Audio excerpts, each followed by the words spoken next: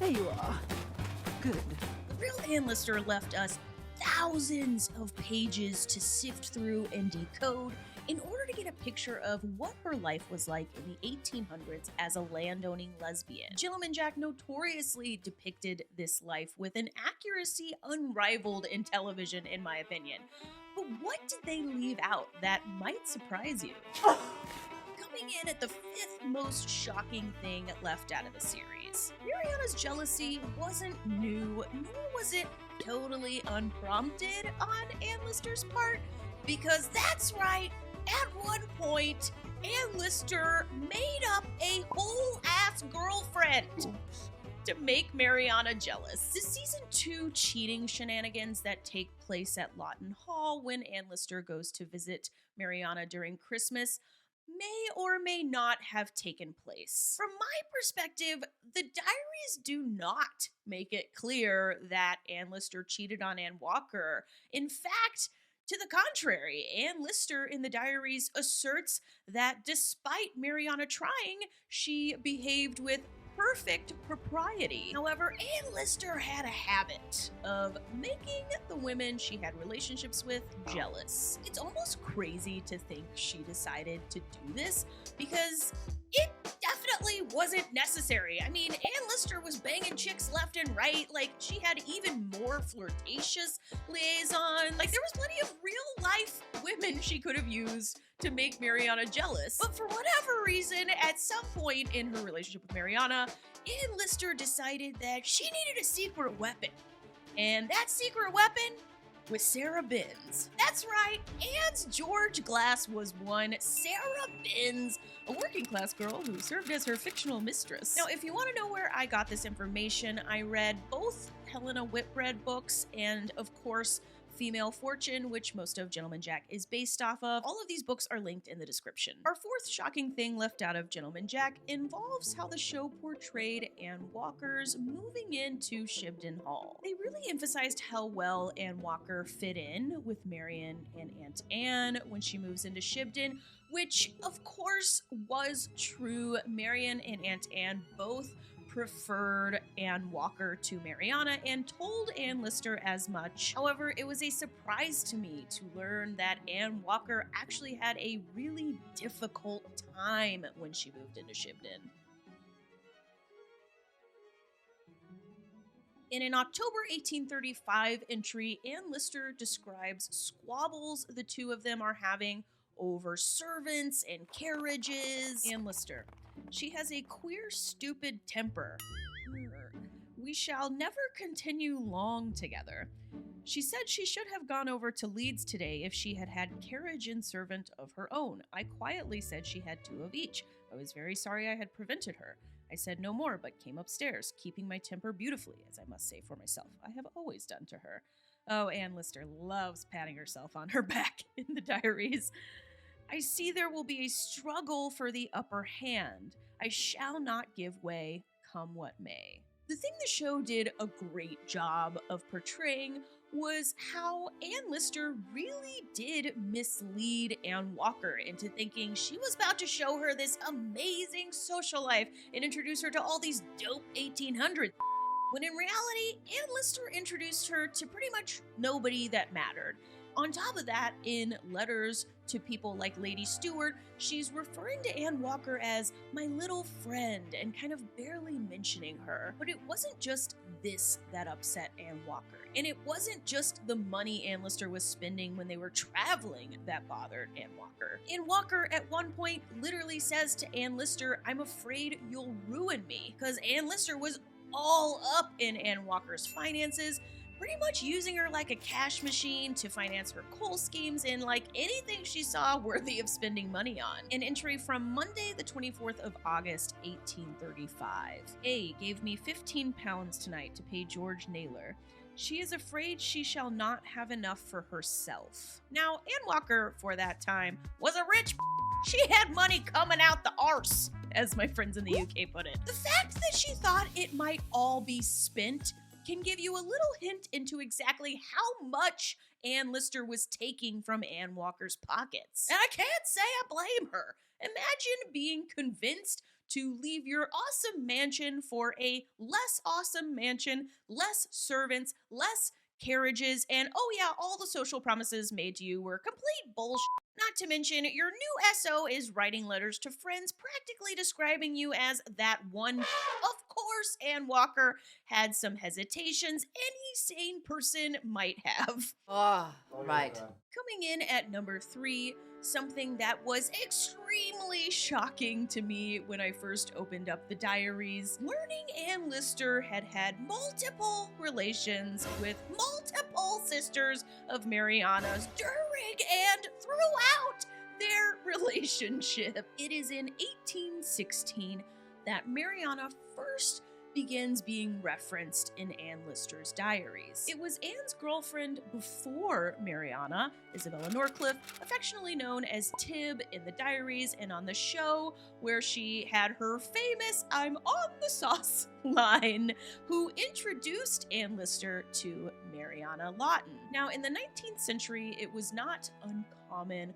for a new bride to bring friends and relatives along to her honeymoon, which was probably quite convenient for all the lesbians forced to marry men back then. Fine, I'll marry a man, but I'm having sex with a woman on my honeymoon. So when Mariana Belcombe married Charles Lawton, she took her sister, Sarah Ann Sherson Belcombe, known as Nance, to Anne Lister, and Anne Lister along for the honeymoon. Of course, the way Anne Lister deals with her sadness and Mariana marrying Charles is by banging Mariana's sister. If you have not read the diaries, in my opinion, this is a common tactic Anne Lister uses to deal with her depression, chasing after and flirting with hot ladies. One might say she was the OG old-timey Shane. Regardless, Anne Lister worked Anne Belcombe hard.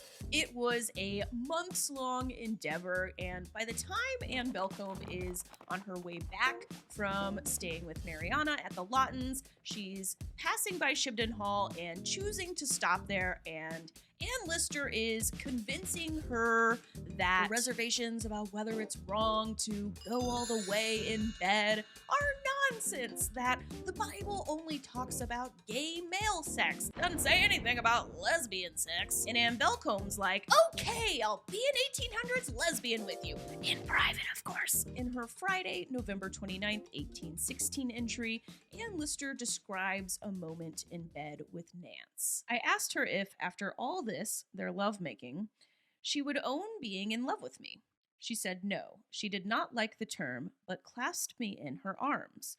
We kissed and fell asleep. Even though the show does give us a lot of Mariana, especially in season 2, I don't blame them for leaving a reference to this out. In fact, I'm not sure if Mariana ever discovered that Anne Lister was messing around with 2 of her sisters. The other being Mariana's older married sister, Miss Milne, whom Anne describes kissing 2 or 3 times affectionately. Indeed, it seems all the Belcombe sisters, including Louisa, dubbed Lou in the diaries by Anne, felt some sort of pull or attraction to Anne Lister, who herself realized early on that she had a way with women. In that same conversation with Nance, where Anne Lister's trying to convince her it's not immoral for them to have, Anne Lister tells her that the girls liked me, had always liked me, that I had never been refused by anyone. God, Anne Lister had game. This woman was the Zeus of panty droppers, and like, my God, she's so good at it that you often forget. This is like the 1800s. There's no dating apps for women-loving women. Nobody's like putting rainbows on their clothing so they can find each other in bars. And still, Anne Lister is turning down left and right. The can't keep herself from banging her main squeeze's siblings. The second most shocking thing Gentleman Jack left out of the show is that Charles Lawton totally knew about the affair between Mariana and Anne Lister. In season 2 of Gentleman Jack, Charles is shown sort of ignoring Mariana and hesitating to agree to Anne Lister coming to their estate, and that's pretty much all we get as far as hints at how Charles feels about their relationship. But it is definitely a hint that, like, he knows something is up. Well, in real life, the dynamics between Charles, Mariana, and Anne were a lot more complicated. Charles not only learned about their relationship, he also discovered their plan of waiting his death out and getting together after he died in a letter he found referencing it. Can you imagine picking up your wife's cell phone and seeing half a text notification that's like, hopefully your spouse dies soon? That's basically what happened here. But when I say the dynamics between the three of them were complicated, I mean it. They didn't just share their honeymoon together, they also shared a venereal disease together. And Anne Lister ends up having quite a difficult time getting rid of it. Another fun fact is that Anne, who got it from Mariana, who got it from Charles, who was obviously sleeping around, continued banging Tib occasionally and worried in her diaries that she was going to give it to Tib. Why didn't she not bang her? Like, she didn't even like her anymore. She was like, ooh, had sex with Tib. Hope I didn't give her that venereal disease. Like, come on, Anne. Eventually, Mariana did leave Charles and moved out of Lawton Hall. Charles ends up enlisting Anne Lister's help to convince Mariana to move back, which Anne does, and subsequently Anne Lister is much more welcome at the Lawton estate, and things are much more smoother when she wants to come and stay with them. I suspect this piece of information was left out of the show because it didn't have too much bearing on the plot lines they had going. I mean, really, at this point in the show, what they want to portray is that Anne Lister is actually in the process of moving on from Mariana, and so digging up all this, like, very interesting but, like, somewhat irrelevant info, or even referencing it, probably serves as more of a distraction than anything necessary. But suffice to say, it was a shock to me learning everything that had gone down between the three of them. Indeed, the more you read the diaries, the more you realize why a television show was created based on this person, because there was just so much drama. We've reached the top of the list, the number one most shocking thing Gentlemanjack left out of the show. Number one, that Anne Walker and Anne Lister's relationship was filled with turmoil and mistrust. The show did not leave out the fact that Anne Walker had reservations, and even portrayed a lot of the back and forth Anne Walker went through over whether to be with Anne Lister. Still, I don't think it was enough, because when I read the diaries, it doesn't read like two women madly in love with each other who are just figuring out how to get along domestically. It reads like two women who are never quite secure in their decisions, particularly on Anne Walker's part. Anne Lister kept detailed records on everything, including whether or not she was getting action from her wife in the mid to late 1830s. Suffice to say, she didn't get a whole lot of action towards the end of the diaries. In fact, she routinely opened her diary entries with a simple no kiss, I assume meant to just keep track of it, because like I said, she keeps track of everything. But the effect it has on you as a reader is that it gets kind of more and more depressing, especially knowing that we're getting nearer and nearer to her death in 1840. And in fact, even though season 2 sort of ends on a happy high note showing that Anne Walker successfully secures the division of the estate, Anne Walker in real life kind of continued to waffle over their wills well after the estate had been divided. Indeed, even after they had both signed their new wills, leaving what they were legally allowed to leave to each other, Anne Walker still hesitated to publicly publish it until 1837. It's of note to me that Anne Lister is pretty open in the diaries about her desire to obtain a woman of financial means. Even after meeting Anne Walker and like sort of seeming to fall a little bit for her,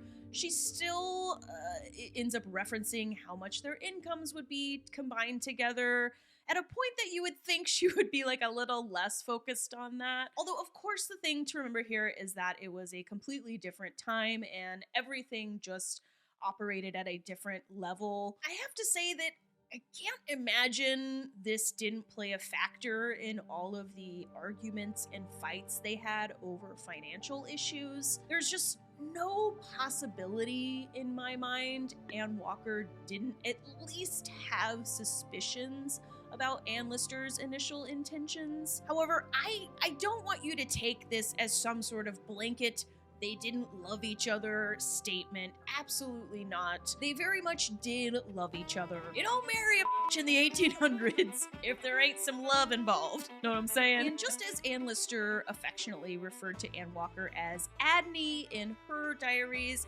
Anne Walker referred to Anne Lister as dearest in the few diaries of Anne Walker that we've found. But like all marriages, theirs was filled with many ups and downs, perhaps more downs than ups. From a completely anecdotal, this is how I felt after reading Female Fortune perspective. If you'd like to hear more about this world, check out the live stream I recorded with Ari and Bethany on why Gentleman Jack was canceled. I cannot wait to use more of all this fun information I've gotten from reading the diaries. So make sure you're subbed with notifications on, because you don't want to miss all the future Gentleman Jack content I have coming your way.